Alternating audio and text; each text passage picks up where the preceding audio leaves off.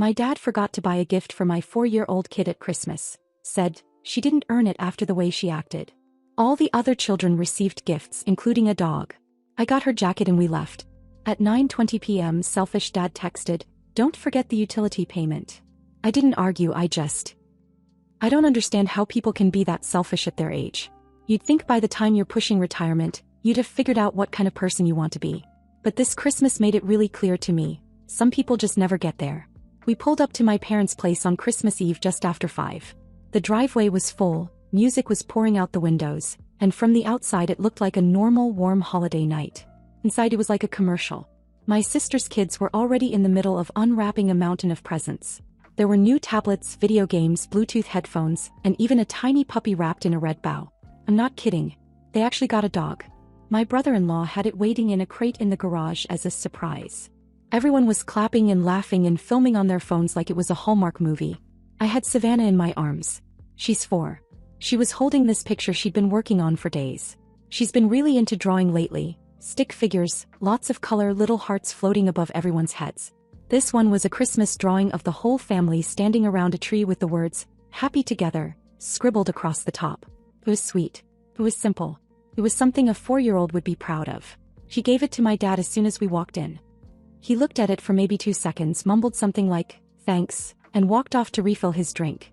My mom just smiled, that tight smile she uses when she's pretending to be warm. Savannah looked confused for a second, then distracted herself watching her cousins tear through boxes. I figured they were just busy, that maybe her presents were in another room. I even told her quietly that maybe Santa had saved hers for the end. But then the gift opening started. One by one names were called. My sister's kids, one after another. My sister herself got a new purse. My brother-in-law got an expensive smartwatch. Even my mom and dad exchanged gifts with each other. The dog got a bone wrapped in shiny paper. Savannah? Nothing. No name called. No box. No stocking. She sat there the whole time with her hands in her lap, smiling like she still thought something was coming. I waited, expecting someone to say, "Oh wait, we forgot one," or maybe that they were saving the best for last. But it just didn't happen. Everyone moved on. The food came out. People started talking about dinner plans. I asked quietly if they had something for Savannah.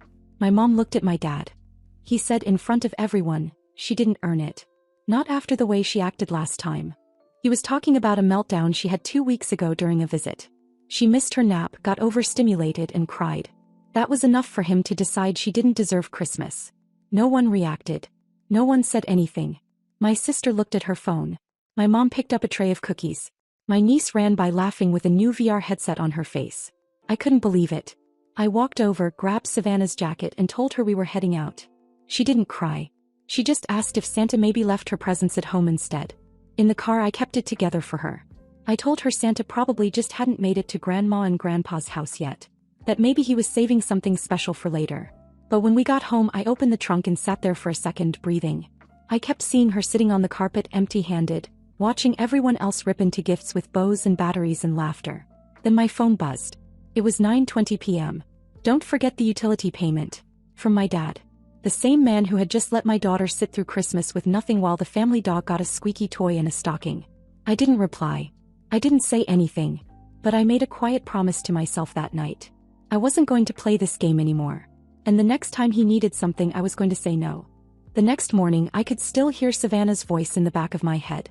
Maybe Santa left them at home instead. She had no idea. No idea her grandparents had made a conscious choice to give her absolutely nothing. Not even a stocking. Not a chocolate. Nothing. And she still gave them the benefit of the doubt. I got up early and pulled out the stash I'd hidden in the guest closet weeks ago. Gifts I was originally going to give her on Christmas morning at my parents' house. I'd wrapped them in red and silver paper with a handwritten note on each tag from Santa. There were crayons, puzzles, 2 picture books, a winter jacket with glittery snowflakes, and a set of animal puppets she'd pointed at during a trip to Target. I didn't go overboard. Just enough to make her feel like someone out there remembered her. When she saw the presents under our little tree, she gasped so loud I thought she was about to cry. I told her Santa must have dropped them off late last night, maybe while she was sleeping. She nodded like it made perfect sense. That kind of belief, where everything's still possible, is something I don't want anyone taking from her. Ever. Around 10 my phone buzzed. I didn't even have to look. I knew it was him. Sure enough, it was my dad. "Can you come by and help me fix the shed door? Blew off in the wind last night." I stared at the message for a while. Didn't make me angry, just tired. The shed was part of the second house. My house, where they'd been living rent-free for the past 3 years. It used to be a rental, but when their own home started falling apart, I stepped in because I didn't want them stressed or homeless. I handed them a key, told them it was theirs for as long as they needed it. But apparently that kind of generosity doesn't come with any guarantee of basic human decency. I texted back, "Can't today." He replied almost instantly, "Won't take long." Then a second text 10 minutes later. "Please?" He had never said please to me in a text before. That was new. I stared at it, then typed back, "Not today." No exclamation mark. No sorry. Just flat. Just final. For once, I didn't feel the need to smooth things over.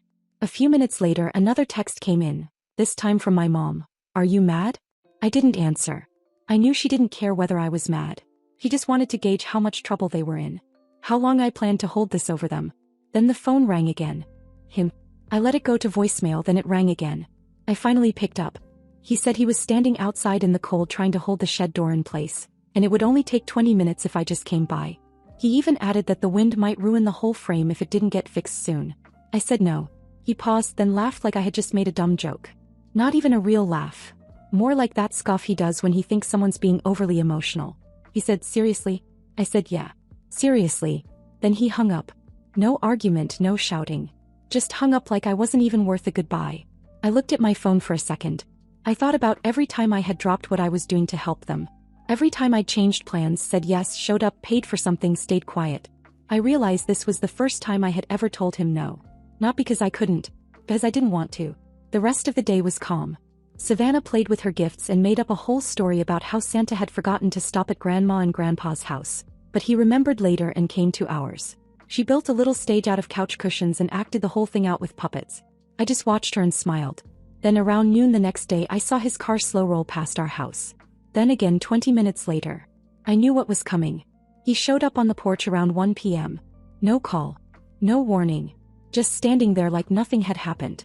But he didn't ask to come in. Didn't even look at me. He looked right past me and asked if Savannah was home. And that's when I knew he hadn't come to apologize. He came for something else. The knock on the door came just after lunch the next day. I wasn't expecting anyone. I looked out the front window and saw him standing there with his hands in his pockets, like this was just any other day. He didn't call first. Didn't text. Just showed up. I opened the door only a little. Just enough for him to know I saw him and I wasn't planning on being polite. He didn't ask how we were. He didn't apologize. He didn't even pretend. He just asked if Savannah was home. Asked why. He said he just wanted to talk to her. That it wouldn't take long. That she needed to hear something from him. I said no. He said, "Come on, Sheila, it's not a big deal." No again. He took a step forward. I didn't move. Just held the door exactly where it was. He looked past me again and said her name like he thought she'd come running.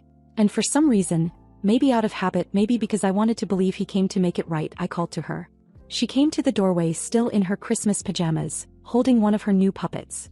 When she saw him, her face lit up. She waved and said hi, and it broke my heart how easy it was for her to forget everything they didn't do for her. She told him Santa came late but brought her presents at our house. She told him how she got crayons and books and her favorite snowflake jacket. She even offered to show him the fort we built out of couch cushions. He crouched down a little and smiled, not kindly, not warmly. Just this faint, crooked smirk. Then he said, "You know why Santa didn't bring you anything to Grandma and Grandpa's, right?" She stopped. "'Cause you were bad. That's why. Santa skips bad kids. Everybody knows that." I saw the smile leave her face. Her hands dropped to her sides. She didn't say a word. He added, "Maybe next year if you behave you'll get something. But not this year." And then he looked up at me like he just delivered a life lesson. Like he was proud of himself. Savannah turned and walked back inside. The puppet dropped behind her. I didn't say a thing. Just stood there staring at him. Then I told him to leave. He looked surprised like he thought he'd done something noble. He said, "Sheila, don't overreact. She needs to toughen up. The world's not going to." I cut him off. I told him not to come back. Not to call. Not to text. I told him this wasn't temporary. That whatever idea he had about our relationship was over. I told him I didn't care what he needed, what was broken, what was falling apart. He was done here. He shook his head and muttered, "That girl's going to grow up weak." I closed the door. Savannah was sitting by the couch with the puppet in her lap, not playing. Just quiet. I sat down next to her and asked what was wrong. She said, "I think Santa forgot me because I was bad." It took everything in me not to break right there. I told her that Santa did leave her gifts at Grandma and Grandpa's, but they forgot to give them to her. That they'd made a mistake. That Santa had actually brought something from everyone, even from Grandpa. And that maybe they'd show up at our house soon. She looked up hopeful. Really? Yes, I said. Really. That night I drove across town. Picked up a few more toys. A pair of glittery earmuffs. A snow globe with a ballerina inside. Some socks with cartoon cats on them. I wrapped them at midnight, labeled the tags with messy handwriting from Santa, Grandma, and Grandpa. The next morning they were waiting on the doorstep when she woke up. She screamed. Not a sad scream. A happy, loud, squealing kind of scream. She kept yelling, he remembered me. Grandpa remembered me. I told her I was proud of her. That she was a good kid. A great kid. And that sometimes adults mess up but Santa always sees. She didn't stop smiling for the rest of the day. But I wasn't smiling. Not even close. Because the more I watched her dance around the living room in those ridiculous socks, the more I realized something I'd never admitted to myself before. They didn't just forget her. They didn't forget me either. They never saw us at all. And I owned that house. The one they were living in. I'd given it to them out of kindness, out of guilt, out of a leftover sense of daughterly duty. And they used it like they earned it. That afternoon I got in my car, drove to that house and knocked on the door. My mother answered with a confused look. My dad was sitting on the couch watching TV like nothing had happened. I didn't yell. I didn't argue. I just said 2 words. Start packing. The moment I said it, my mother froze in the hallway like she misheard me. I stood there not blinking. Start packing. He kept looking at me like I was speaking another language. My dad didn't even turn the volume down on the TV. Just gave me a half glance like I was being dramatic again, and he didn't have the energy. That's what always got me about him. He acted like he was above everything, even his own actions. I stepped further inside, past the old coat rack I bought back when I was 26 and naive enough to think buying your parents' furniture would somehow make them love you more. My voice was steady when I said it again. 3 days. I want this house empty. Keys on the counter. Nothing left behind. No lamps, no towels, no passive-aggressive birthday cards from years ago shoved in drawers. Nothing. My dad didn't move. My mom followed me into the kitchen, whispering like it mattered. She asked what was wrong. Was I still upset about the misunderstanding with the gift? That's what she called it. A misunderstanding. Not cruelty. Not humiliation. Not emotional damage. Just a tiny little mix-up. She asked, "Are you really kicking your parents out over a toy?" That's when I realized how far gone they were. I told her it wasn't about a toy. It was about how they treated Savannah like she was nothing. How they went out of their way to exclude her to make sure she saw it. And how my dad stood on my porch, looked her in the face and told her she was too bad to deserve love. I reminded her that I bought this house. That they were living here because I gave them the option when their own house became unlivable. No rent, no strings. And this was how they used it. She started to tear up. She always cried when logic cornered her. Then right in the middle of it, the front door opened. My sister walked in with 2 bags of groceries like this was a normal Tuesday. She stopped dead when she saw me, then rolled her eyes so hard I could practically hear it. Let me guess, more drama. I hadn't seen her since Christmas Eve. I had nothing to say to her. She didn't even look at Savannah that night. She just whispered something to her husband and laughed when we left. I told her the same thing I told them. 3 days. You all need to be out. She gave this sarcastic laugh and said, "You're not serious. You're actually kicking your own family out." Over what? A 4-year-old's tantrum? I said no. I was kicking them out over the years of insults, backhanded comments, favors returned with manipulation, silence when it counted, and cruelty wrapped in excuses. Savannah just happened to be the final line. They crossed it. Then my sister dropped it. The thing that felt like it had been waiting years to be said. "You've always been jealous. Since Dad called me the favorite. You could never stand it." My mom flinched. My dad didn't say a word. And my sister didn't even realize she'd said something ugly. She thought she was just being honest. I said, "Thanks for confirming what I've always known." She said, "You'll regret this." I said, "Maybe. But you'll be gone by Friday." Then I left. That night I got a string of texts. One from my mom trying to guilt trip me. One from my dad that just said, "Very mature." And 3 in a row from my sister that started with insults and ended with threats about lawyers and our legal rights as tenants. Like I hadn't already spoken to mine. The next morning I drove by.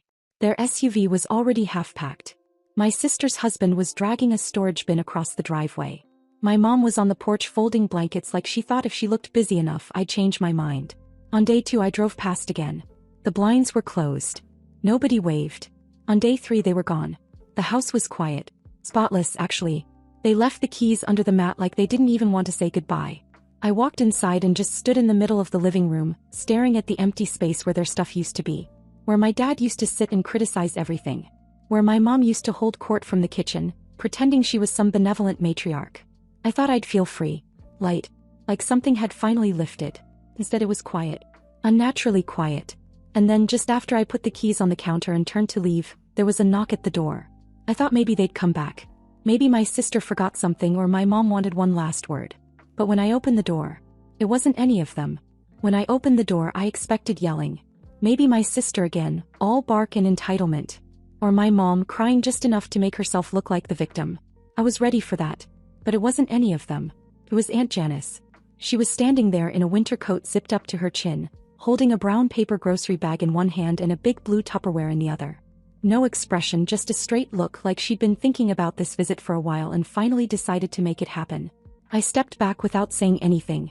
She walked in calm as ever like she'd been here yesterday. She put the Tupperware on the kitchen counter and then looked at me. She said, "I saw everything." Then she added quietly, "I was there. I didn't think anyone noticed me. I hadn't.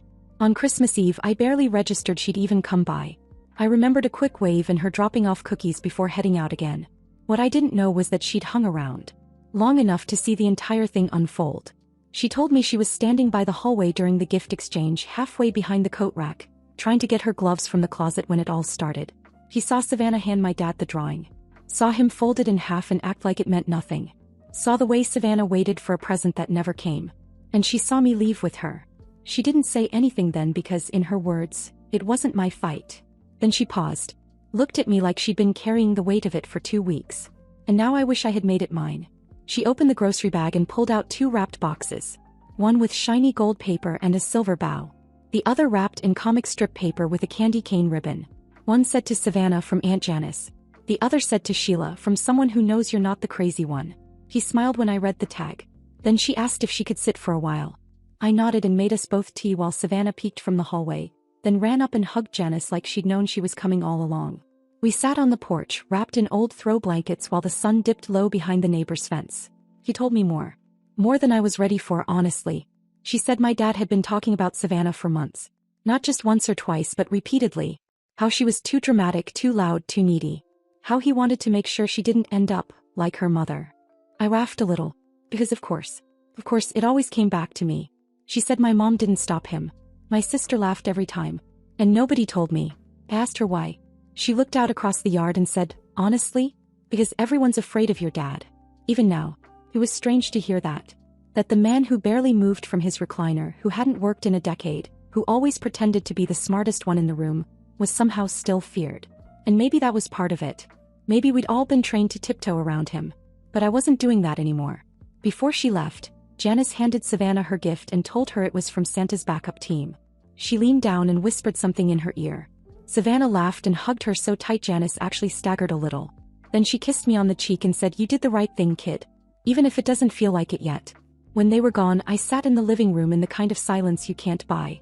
Savannah fell asleep on the couch with the gold box still half wrapped in her lap.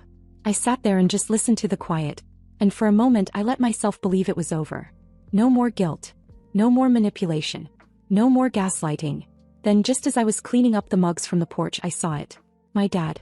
Standing in the driveway. No car. No coat. Just standing there, hands in his pockets, staring at the house like he had something to prove. I didn't go out right away. I watched him for a few minutes through the blinds. And when I did open the door I didn't ask what he wanted. I already knew. He didn't walk up to the door. Just stood in the driveway, hands shoved in the pockets of that old gray sweater he always wore when he wanted people to think he was harmless. No jacket.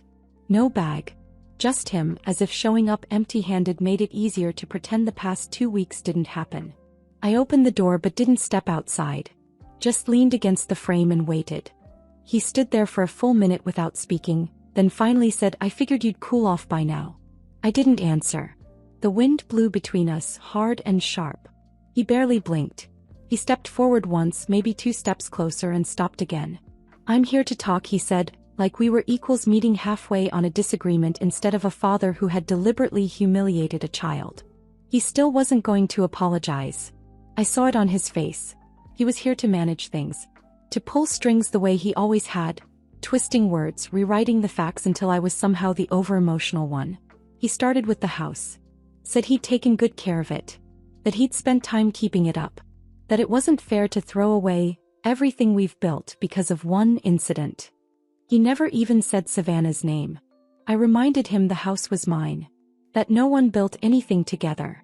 I handed them the keys out of generosity, and they used that as leverage until they couldn't anymore. He still wouldn't stop. Said, "You're really going to destroy the family over a 4-year-old's outburst?" That's when I said it. She didn't have an outburst. She had feelings. And you punished her for them. He scoffed. She's 4, Sheila. She won't even remember it. I stepped out then, finally, just far enough to look him in the eye. She'll remember feeling unwanted. And I'll remember everything. That stopped him for a second. His mouth opened like he was about to argue, but nothing came out. Then he tried to pivot. "This is about you. It's always been about you. You're still bitter I never." I cut him off. "You made my daughter cry for no reason. You stood in front of her and told her she was too bad to be loved. You burned her drawing. You invited every single person to celebrate Christmas around her like she wasn't even there. Then you came back to finish the job on my porch." He blinked hard. Looked down for a second like he needed to reset. Then said, "You've always been dramatic. This is what you wanted, isn't it?" I told him the truth. I didn't want this. I wanted a dad. I wanted a mom. I wanted a sister who didn't take cheap shots and then hide behind the word family when things fell apart. I wanted someone to protect Savannah when I couldn't. Someone to sit beside her on Christmas morning and say, "You matter." Instead I got silence. And then I said it. "You are not welcome here. Not now. Not ever again." He opened his mouth like he still had something clever to say. But I think he saw in my face that I was done playing the game. There wasn't a single door left open. No loophole. No guilt he could tap into. He turned and walked away. No words. No fight. Just a quiet, stubborn walk down the driveway like nothing had changed, but everything had. I watched him until he disappeared around the corner. Then I went back inside, locked the door, and sat down on the floor beside it. I didn't cry. I didn't feel proud either. I just felt finished. Later that night, Savannah crawled into my lap with one of the little snow globes Janice gave her. We shook it together, watched the glitter fall, and she said, "Santa knew I was good, right?" I said, "He always knew." And so did I. That night, I posted a short message online. Nothing dramatic. Just a quiet thank you to the people who'd shown kindness when we needed it. A neighbor dropped off a small gift bag the next day. A stuffed polar bear and a note that said, "For the girl who deserved better." More followed. One of the moms from preschool brought cookies. Another dropped off a card that simply said, "We saw. Remember." My aunt came by again later that week. This time with a board game and 2 slices of pie. We played at the kitchen table, Savannah insisting she read the instructions. When she fell asleep later on the couch, Janice looked at me and said, "You broke a cycle, Sheila. That's bigger than people think. The house is quieter now. Not just in sound but in spirit. And for the first time in a long, long time, the quiet actually feels good."